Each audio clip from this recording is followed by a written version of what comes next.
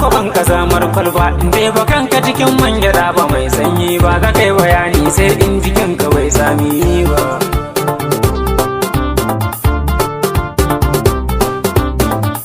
Na ce mata wannan uban ciki tulaki kamar kabilun nan masu sai da garin kwaki. Da a yankari ne ta yi kyau da matar gwanki, amma ban ce mata kugunta mai zubin kura.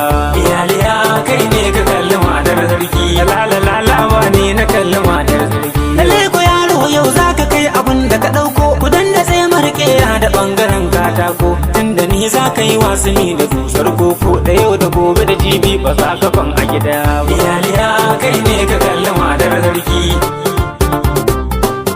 Ko ga kasa akwai ba bayanin wuni da kai tun baya, ka sani a fushi bayi manta zanen kwarya. Yanzu zane jikon da za ta zauge magarya, in ya gale da ko da biredi bai daɗi ba.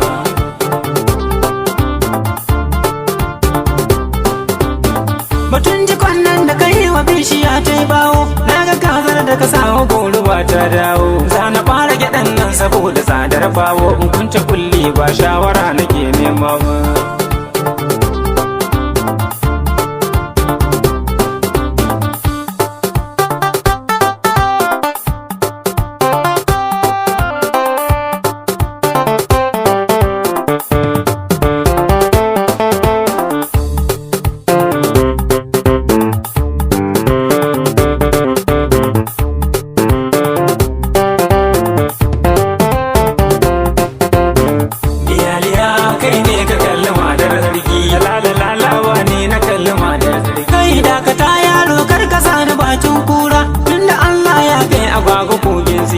Dakata da batun nan da Allah canzo hira, ni shugaba ne ai ba fada nake nema ba. Iyaliya kai ne ka kalli matar sarki, lalalala ne na kalli matar sarki.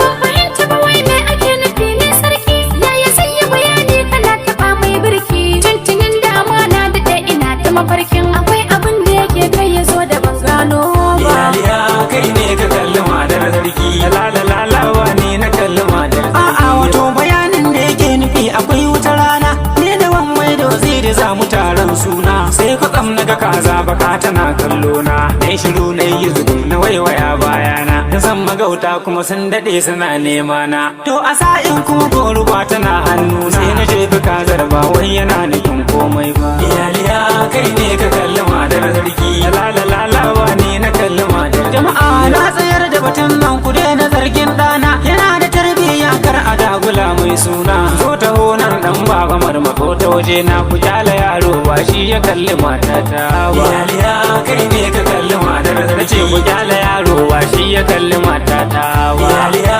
kai ne ka kalli matar sarki, lalalala ne na kalli matar sarki. Iyaliya kai ne ka kalli matar sarki, ku kyala yaro ba shi ya kalli matata.